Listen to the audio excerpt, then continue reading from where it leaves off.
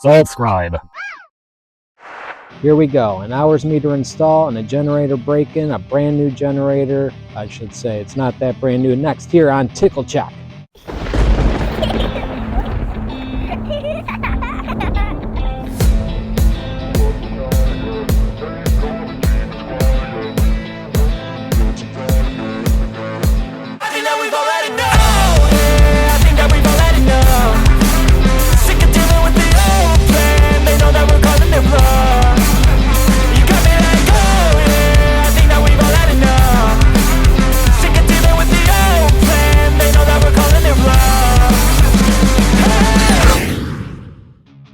Hello there once again. Welcome to another episode of Tickle Check. Today is hours meter installation / generator break-in process. Okay, enough of the antics there. So we're going to take this cover plate off. You need to access where the spark plug is. And in order to do that, I needed to take the access panel off, but also I'm taking this one off as well in order to better access the wire for later on when we do the hours meter install. And luckily for me, this comes apart easily. I'm going to take my pliers in here because I tried to put my hand in here earlier and I could not pull the boot off the spark plug. It is way in there, as you can see from our second view. And now I'm going to put the spark plug tube in here, whatever you want to call it, in order to be able to actually get the spark plug off. I jiggled it enough just so I make sure that that would go down as far as it did to fully seat on the spark plug before I started to break it away. Now, it is a lot of turning, and you're not going to see all of the turning because these are quarter turns, and it just takes too long to look at. So we'll just speed right on through. And this is about where I have it off, but I just need to get just a little bit more of a turn on there. I thought I could get it by hand, but I couldn't. So there we go. Now it's freed right up. As you can see now, I'll get a double view on this. And as you can see, this has already been used. It's got some slight burn-in on there and stuff from when they tested it at the factory. And I do know that they tested this at the factory because it also had a residual oil inside it. And, well, so much for a generator break-in fully the way I would like to. But anyway, it's not from complete start. Checking the gap on this, it is barely even getting on the gap as it is. By the way, any products that you see that I flash on the screen like this, for example, those are Amazon prices that I paid at the time before I made this video. So you'll see a bunch of them throughout the video, and that's exactly what I ended up paying. So, like, for example, the NGK spark plug that I'm going to replace this torch spark plug with that was inside there, and that was the exact price, $15.25, that I paid. So there's 4 in a pack, and I just got one out. You can see the difference is night and day. The torch one being on the left and the NGK on the right. The NGK is regarded as a better spark plug, so therefore I figured that I would just go all out and try and make this the best running generator I possibly could. As you can see, I put a little diagram up here to give you an idea. The threads are exactly the same, both spark plugs, which is what I need. It's also referred to as the reach.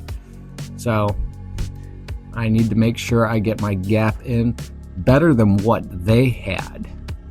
And so as I'm doing this, what I'm doing, I'm not sliding it across to force the metal open. I'm actually going up and down motion, slightly bending it, and then scooting over to make sure that I don't over gap it. And right there, I'm just double checking my figures to make sure it's at a 0.024 to a 0.031 of a gap. That's my variance, and so it's going to be right around this area, and I'll probably stop right about here. That's close enough. It's about right, and it's the widest gap possible. If you were running a propane one, I do know that they most of them talk about how they prefer to have a smaller gap Like I guess it depends on generator to generator, but it starts easier apparently on propane. But anyway, this is straight gasoline one, so we ain't gonna have to worry about that kind of stuff. I want to make sure that this is not gonna fall out of this tube as I go to wrench this thing back in here. It is such an awkward angle. It just barely just gets in there as it is. Slightly doesn't help that the spark plug is just a tad bigger, but now what I'm trying to do here, you want to, before you start screwing in, you want to screw counterclockwise so you can feel the click of the threads before you actually start turning clockwise to start actually putting it into the threads, just to make sure that you don't strip it out. So I tried to do as much as I could by hand in this particular one, but it's not going to allow it. And so I'm just going to have to go through and do these little quarter turns once again, this little bar wrench thing set up. This will take a little bit as the video just goes on and on, but make the best of it. It is a long process.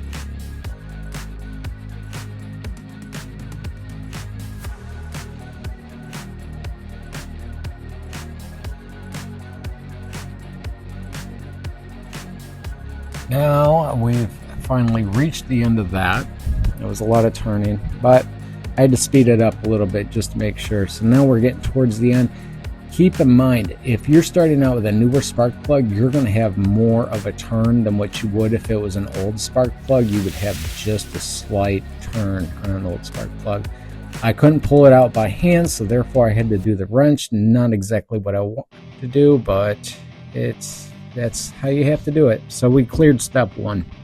Now I'm going to go for the step two hours meter installation here.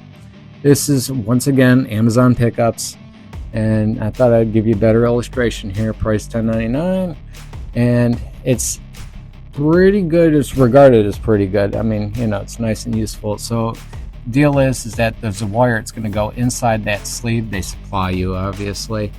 And nicely they did tape up those screws, so when I opened the package they didn't go flying out. Now I'm trying to figure out my placement here, and I think that's about where I want to go. I want you to keep in mind when you're using drills and screws that you want the screw threads to slightly protrude the drill bit. Okay, so then that way it doesn't fit exactly the hole and just like come right back out. You want it to slightly protrude the drill bit. Alright, so I've got that figured out where I wanted to go. And now I've also got an idea of where I want to put the wire through after eyeballing measurements, so to speak. And I did make sure that there was nothing underneath that the drill bit was going to actually go into when I was drilling those holes. Alright, so now I'm going to pull my wire through, make sure I've got enough length on this thing, and I kind of got an idea of where I want to work. 4 centimeters from the start, well, the end of the boot. 4 centimeters is, I believe, an inch 0.57. So I kind of looked at the lettering of what's on the wire here, and I decided that I would use a little bit of that marking as an idea of where to put the wire, loop it around. So I needed to do 5 windings, and it's kind of a pain in the butt because this isn't like a solid core wire or something like that. It's stranded and it's loose at that, so I sped the video up obviously on this just because it takes a lot longer than what it looks. But they give you 4 wire ties. I recommend using all 4 wire ties. Keep that thing as secure as possible. Look, this is not going to look pretty at all. I don't care unless you just put glue on the thing or something like that, which I wouldn't recommend that either, but I would just wire tie it as best as I can.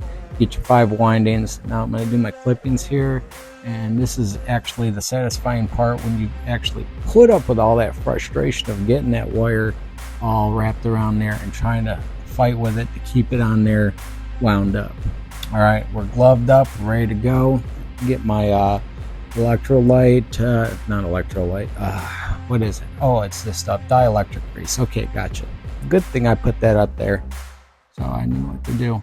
So it says that you're supposed to put it around the spark plug. I'm not doing that. I'm actually just putting it around. I don't even know why I'm putting it on the outside here, but definitely stick it in the hole and try and lubricate the inside there, just so it actually has a seal, but not so much as a seal I'm worried about as it is trying to get it back off later on to replace the spark plug if need be. Satisfying part, snap that bad boy back in there and get that glove off. Yeah. All right. Stick my wire in this little lip thing of whatever the meter, and I'm gonna get my piece of screwdriver here, and I'm just gonna push that in there to get it nice and snug. Hopefully this is the best way to do it. It seemed to be, and I got it in there sized up just about the way I want to. So I'm now going to hand tighten these screws in here. As you can see, this is going to be what the final product is on the right side of the screen. I hand tighten because I don't want to over torque and strip those holes, because then that's just a big no-no. But it turned out not too bad. I'm not displeased with it, and it actually, towards the end, you'll see that it actually worked out pretty well. Cut this bad boy off. There we go. Satisfying. Nice, stellar looking install. Alright, so now we got all that dealt with. We're going to put this cover back on because we will not need to be able to access this anymore. Luckily for me, those screws stay intact to the panel, so then that way I ain't got to go looking for them.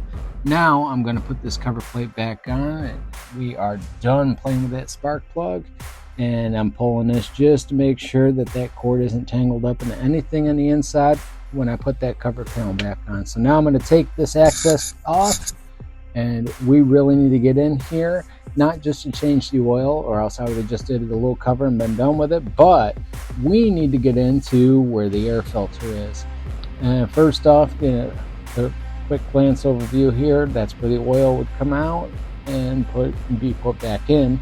Good deal, but that's where the air filter is, and that's what we're taking off right now. And we're going to get in there. There's no oil on this whatsoever. We need a coat of oil on that, a thin layer of coating of oil, in order to actually take the dust particles out of the air and not go into the carburetor. So we're going to use this oil here. This is a special break-in engine oil. It is one of the best that is regarded by people that deal with this stuff. Now look how intricate this is. This thing is like origami oil. I swear to God, this is so difficult to open up. So you got to break these tabs here in order to get into it. I thought it would twist right off. Boy, was I wrong. You got to snap this whole thing out, and then from there, I'm trying to get into it. And no, it doesn't twist off that way. I thought it would just break the snaps in it. You know, you got to pull this whole thing, and wow, check it out. The oil is not only blue, but also it has this long extendo neck. Take the cap off, and then when I go to get into it, it's still got to plug in there. Yank. There we go. I threw this up on the screen right quick as to where it just talks about if you were to actually go through and redo this again from scratch, you would have to actually wash it, the filter out, and then repeat the whole process that you're seeing right here that I'm doing right now. In a baggie is where I put the oil in there. I want to coat the inside of that baggie in order to be able to easily get it on the air filter itself. So I'm going to get it all in all these nooks and crannies of the baggies, so in that way it kind of evenly distributes all the oil that is inside there as best as I can, and try to get some of this air out. And so now we're going to go through, and we are pretty much just about done with that. I can't believe that oil is blue, but anyway, I've seen weird, I guess. That's definitely weird. All right, air filter comes out. Try not to tear this thing whatsoever. and don't have any replacements on hand, so this is the only one we got. We got better, you know, it'd be good at it. And here we go, swishing around this bag and try and get a thin layer around the whole thing. And this is what the manufacturer recommends right there. Okay, you know, a little bit more and we will be good to go. But every one of them, they pretty much say it needs coating on them. Some generators, apparently they show up with a thin coat of oil on them, and some don't. This is one that definitely didn't. I am glad I took a video of this, by the way, because I wasn't really sure exactly how this air filter came out to begin with. But after reviewing the video, I could tell that's how it goes. So now we got that snapped in, we're ready to go. And now we got our handy dandy oil extractor. What the hell is this thing? Okay, it's a big syringe, oversized syringe. Can you see it? Yes. Okay, Amazon buy, I think it was $19.99. And this thing is actually awesome. I've seen videos on this before, and we're going to use it to our advantage here. So I did that plug, and now we are going to extract the oil. That's the recommended oil that they say for this generator, but we're using a break-in oil to get those pistons and seat those rings. And it is so hard to extract out of this because it is not really liquidy. It is actually a thick liquid, so therefore it's going to be harder to get out. But it'll be a lot easier to pull out of the generator once it's been heated. But right now, here's what we're dealing with. So I'm just kind of eyeballing this right now, and you know, I'm putting it in there, and I'm just gonna keep filling until I hit the fill line, which is pretty much towards the ends of those threads. I have a better illustration that I'll put up on the screen in just a second, but as we go to push this stuff in, it's tough to push in too. Yeah, so it's thick all the way around. There we go. So that gives a better illustration of where the oil level is that I want to go with this. Right there at the bottom of those threads. So I'll keep going on this and try to be careful, try to be clean. And I am outside though, so I shouldn't really care, but I do care because, you know, I don't want to get it all over and make it even worse. This is tricky. It's not as easy as it looks, and it's cold out at that moment anyway. I think there was frost on the ground that morning. Not really sure, but anyway, this does make it really nice to deal with. I did not want to go over the oil pan and all this and the funnel and whatever. All right, so we're gonna put our dipstick back in there and screw that thing.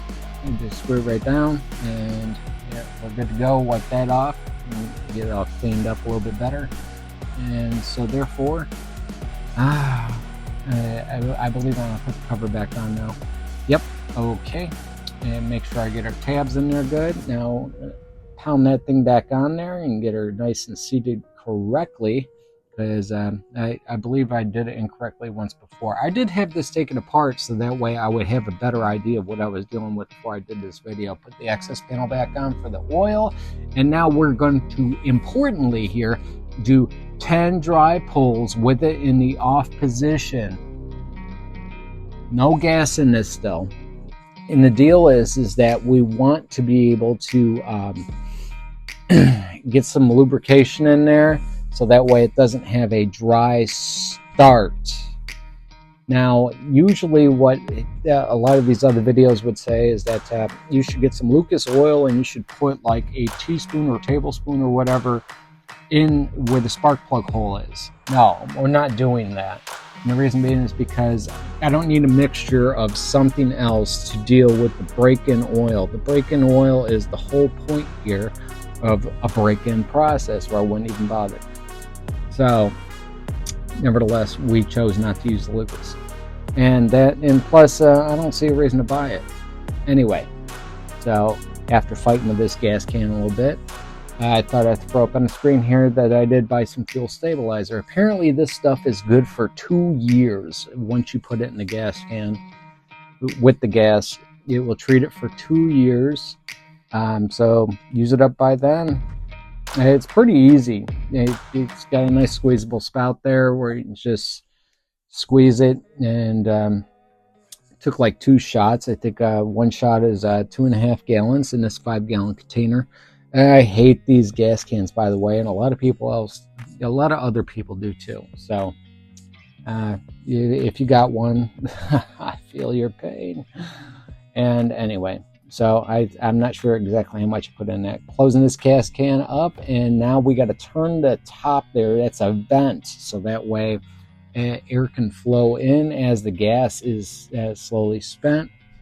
So we did our 10 pulls, our dry pulls, and now we should be about ready to go here. So take this bad boy, and is this the initial? Yes, 1 pull, and we are nice. Good to go. All right, now check this thing out. It's a nice little glamour shot, I think. She's running, and right now we are doing our first initial run here. We're going to run for a half hour. I'm going to do these in small increments, so we're going to run for a half hour, no load whatsoever, not in eco mode. If you run in eco mode, it does put a load on the engine, so that's not what I'm wanting to do right now. First off, I just want to get this thing running, get a half hour runtime on it, and our timer will tell us what we need. So right now, we're almost at our half hour mark. Once we get to our half hour mark, then we will do an oil change. I want to see if there's any filings in there. It would be interesting to know, and kind of get an idea of how bad things are actually going. And now I'm going to shut it down, and it's nice right there. Okay, no load, whatever. All right, so put it up on top, take the access panel off once again to get to the oil. Now we are going to use our little extractor tool, and also I have a gallon jug where I'm going to be putting the oil into. I clean this off right quick. I don't want to put anything dirty in there. The idea is to clean it out, not add to it. So once again, handy dandy tool, and it comes out so easy. So I did a split view right here. So I'm taking the oil out and putting the new oil in. So taking the old oil out on the left side, putting the new oil in on the right side, or at least sucking it out of that can anyway. Canister. All right, so we're all done with that process. I put the cap back on, and here we go as to where I'm going to get that fully screwed on there. Yeah, good boy. Oh gosh. All right, cap, and now the panel. Yes, there we go. All right, turn it around, and I should be good to go here, and turn it on to, now I will tell you this, I had an eco mode when I started this, so that's why it sounds like crap. But then I figured it out, and I'm going to turn that knob here in a second to, turn that switch off. There we go. Now it's the way it's supposed to run. Moments of genius sometimes. That wasn't one of them. Anyway, I did catch my mistake. So, kind of make sure she's not vibrating all over the place. So now I already ran her for a half hour. So now we've got a total of 1 hour run time. So I decided to throw a 400 watt load on this thing, and I'm doing it off of my Anchor Selects power station. It's a good way to control load. And now I have it turned off, and I'm going to probably change the oil again. Check it out, open the access panel, and here we go. Now, I did this in the smallest way possible. I mean, you could have ran it. The times vary. Manufacturers, they got their own things where it's like, do it this way. This manufacturer did not give a procedure whatsoever. But I do know that they did run it. And like I said earlier in the video, is that there was residual oil in there. So they did do a test run on it. So once again, here we go back to our brilliant oil exchange program here, where I am taking the oil out on the left side, and on the right side, I am putting oil in. Now I am looking for metal filings in this vial looking thing, syringe, and it looks like there's specks, but I'm not really sure, because it just the way the oil looks in general, it just kind of makes it hard to understand if that's bubbles or or just the way the plastic's now starting to look in the light. I have no idea. But anyway, in that gallon jug it goes. And now once again, we're going to go back for a fire up here.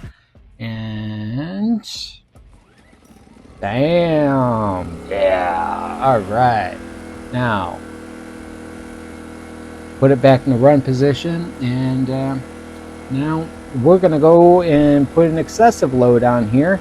I usually want to go 25, then 50%, and 75%, but apparently I decided not to, and the reason being why is because I didn't have anything that would run 800 watts. So we went right to a space heater, and I put it on the lowest setting, so it's 1215 watts, and that's what we got to work with, so that's what we're going to do. It cord is a 100-foot cord, so I made sure to get my 20-foot distance and then some. Anyway, so this is the basic process, the basic concept of process. Step 1, fill with oil, run for half hour or an hour, or whatever your manufacturer specifies for run times if they got that. Step 2, change oil, run it again, 25% load. You'd have to take it and put it in eco mode in order to put stress on it. Step 3, change oil, run it for a period of time again, half the load. Step 4, change oil, run it again for 3/4 of a load. Now, people manufacturers vary on run times, but frequently change the oil. Changing the oil is never a bad thing. It's always a good idea not to exceed 80% of what your generator can produce. In other words, if it is, I'll use 1,000 watts as an example of what it can do max. Okay. Run it at 800 watts tops. Don't ever exceed it. You know, that's just a number. I use that as a nice round number. So anyway, basic concept, process. I hope you enjoyed the video, and smash the subscribe for me.